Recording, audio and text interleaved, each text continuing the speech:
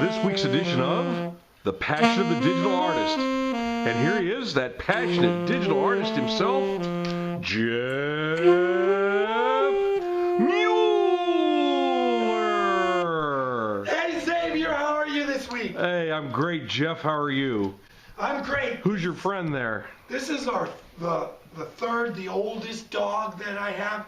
This is good old Dexter. Dexter's a very, very well-trained, good dog. I will second that. Yes, he's a blue tick coonhound mixed with a German Shepherd.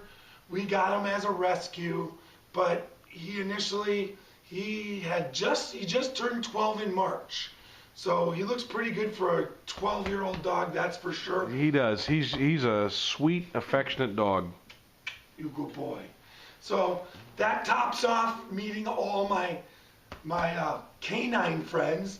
And if I can coerce maybe the cat next week, bring her on. But this is Dexter.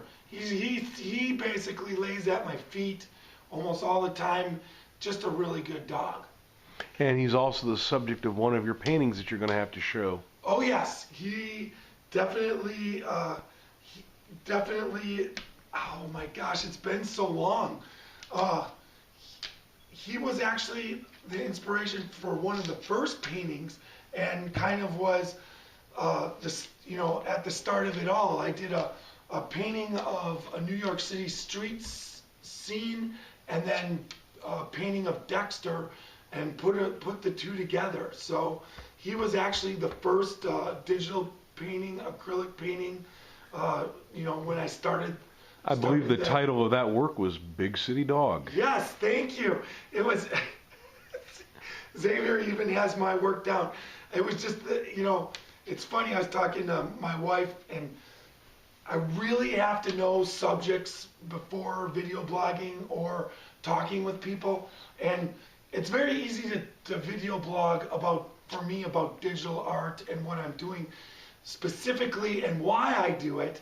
But when I start getting out of my comfort zone, that's when things get a little hairy. I really have to work on the memory of what I'm talking about, because although I might know it inside and out, the words just will elude me sometimes. So it's definitely a lot of study that I put in before we do the video blogs. And you can attest to that, Xavier, how many times I have printouts.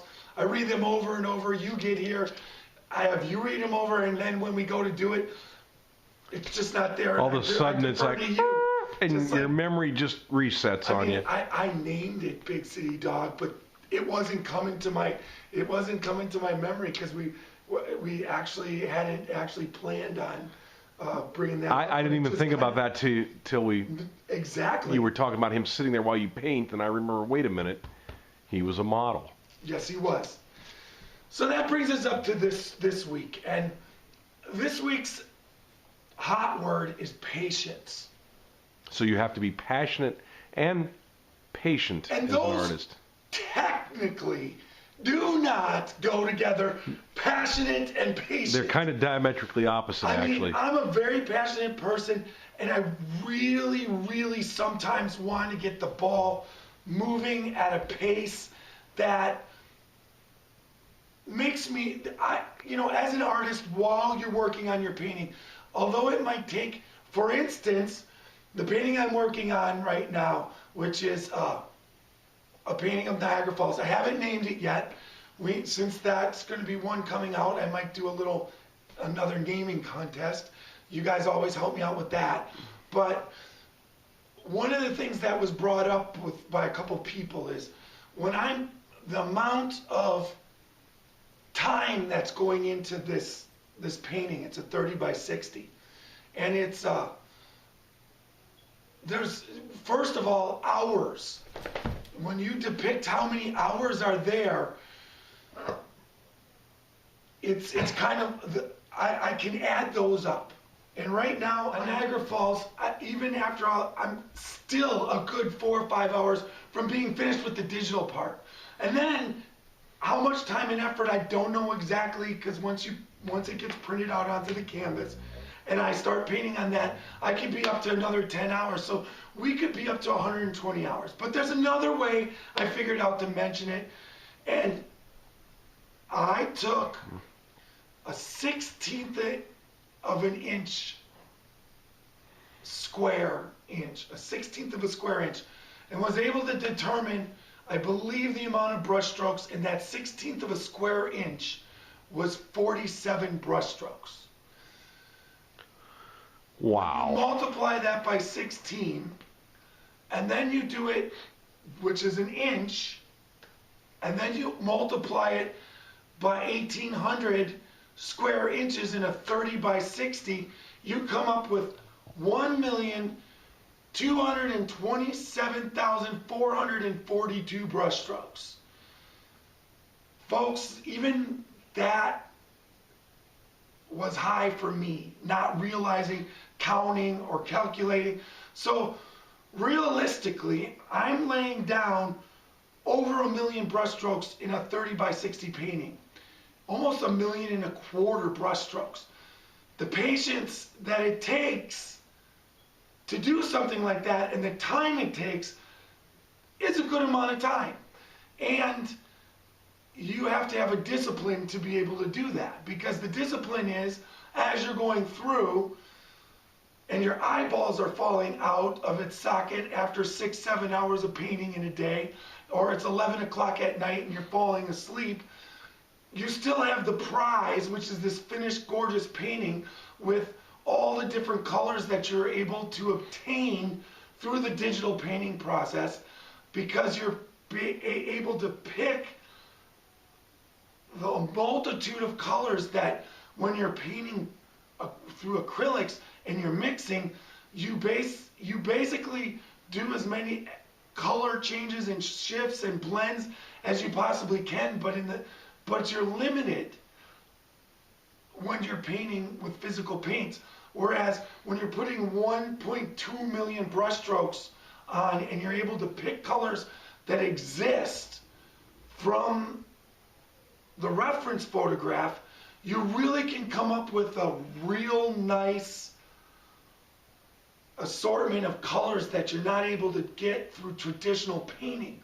Then that's transferred into the printer ink, and whatever the printer ink lacks, you can then go in and add that in with the acrylics to create a one-of-a-kind piece of artwork with dynamic and intense colors that up until this time period pretty much were unattainable.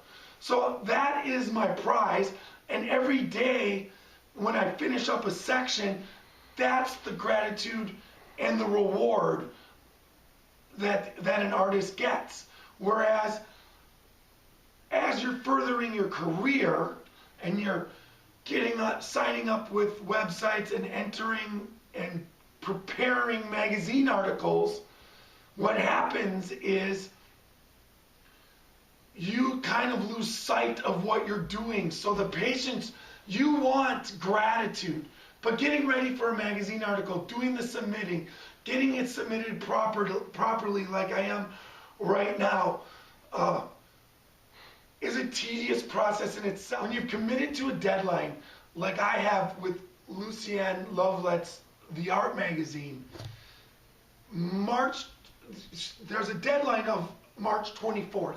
You get that in, but then there's a good amount of time that you wait and that it takes for them to put the magazine together and edit everything that you've given them and just get it ready. So the patience of bringing everything together, and it's funny that we talk about this.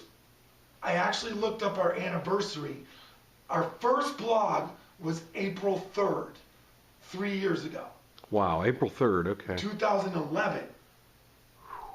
Now, I've been working on this type of artwork. I'm in my 5th year. And 5 years is a good amount of time to invest into this. And I'm just in my 5th year, just getting ready to present the body of work that I've set up in 5 years. And then also get ready to sell the body of work that I worked on. It's taken that long. And that, my friends, when you think about doing something and goals, that's a lot of patience. And I am inherently not a patient person. And you will attest to that, Xavier. You must be kidding. Yeah. I mean, I want what I want, and I want it now. Exactly, like the rest of us. But I can do, now I have to owe it to my father who taught me patience and discipline, because that's just not what my inner soul is. My soul is free, abstract, and it wants stuff now. So based off of what I've learned and I've taught myself, patience is something, and if I can teach myself it, anybody can teach it themselves. But the main key to all this patience is you gotta have a goal, you have to have a destination, and then you have to have things along the way, such as the 25, 26 paintings I've done that give you you're satisfied, they give you satisfaction, because when they're finished, they're pieces and they go into like another piece of the puzzle. So that's kind of what I worked on, this week. So I just have to say, everybody out there, patience is something that you need, and that to go along with your drive, desire, determination, but patience is very important to go with that also. Anything else to add, Xavier? Yeah, would you hurry up and get finished? No.